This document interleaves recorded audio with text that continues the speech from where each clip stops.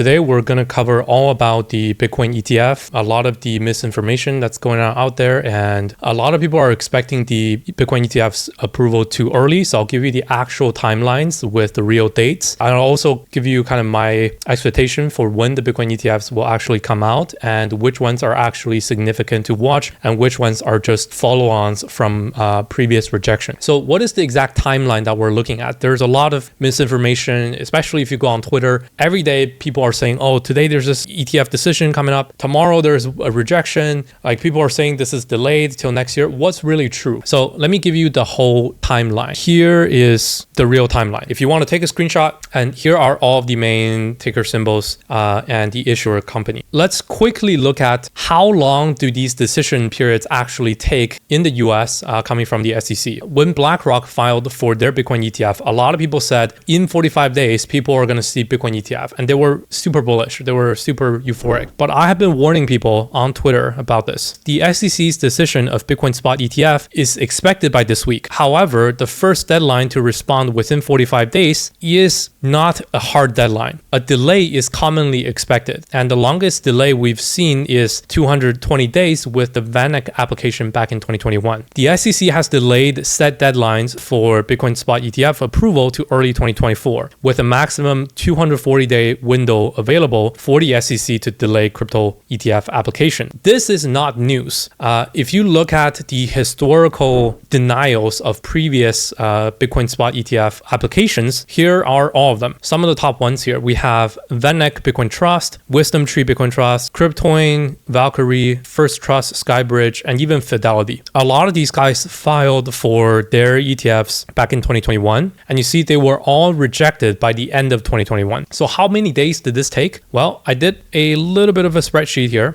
6 filings that we had in 2021 that were all rejected. Most of these got rejected right around the 240-day mark, right? VanEck 242, Wisdom Tree 236, 244, 230, etc. Even though the first deadline of 45 days is kind of the first comment, it is not a hard deadline. And it seems that when the SEC is trying to make a decision, they will want to extend the deadline period as much as possible. And that's why for all 6 of these rejections, they came at the maximum length, which is around 240 days. So with all 6 of these previous rejections in the last cycle, I think it's pretty safe to assume that the SEC is going to take their sweet time, and the latest filings that we've seen this year will probably also go towards the 240-day range before they get either approved or rejected. Looking at the current filing dates then, ARK21 shares Bitcoin ETF filed May 15th. 240 days from then is January 10th, 2024. And then we have BlackRock's filing and all the other major institutions filing right around July 19th to July 21st. And all of these have a final deadline between March 14th to March 19th. So these are all going by the 240-day maximum deadline. Realistically speaking, next year, 2024, March 15th-ish is the actual dates we will see Bitcoin spot ETFs probably approved but maybe rejected. These are the real deadlines. From now until then,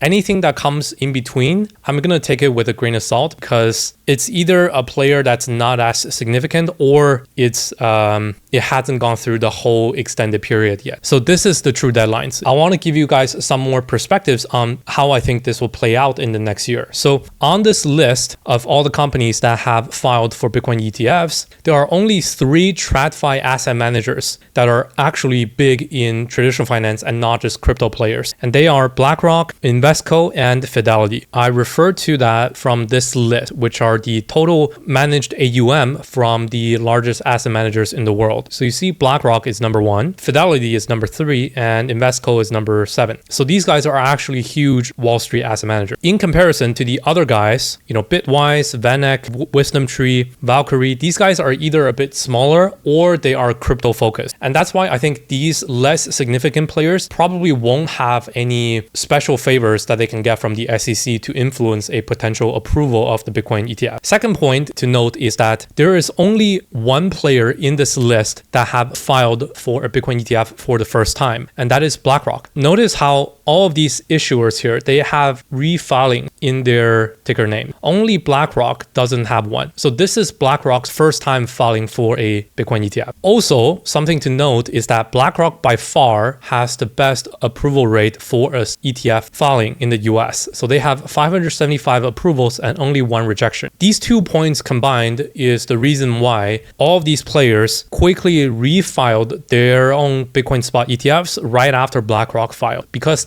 they're all thinking that BlackRock is the one that can actually bring this to life and can get the actual approval as a first precedent from the US and from the SEC. For these reasons, I think the first one to get Bitcoin spot ETF approved is going to be BlackRock, and I think their approval dates is probably going to be March next year. Okay, guys, so I think that's it for today. Check out Twitter, virtualweekend0x, and go on virtualweekend.com. You can find all the other links for our newsletter. Discord, we're going to open that up very soon, so check all those out. And yeah, I'll see you guys in the next video.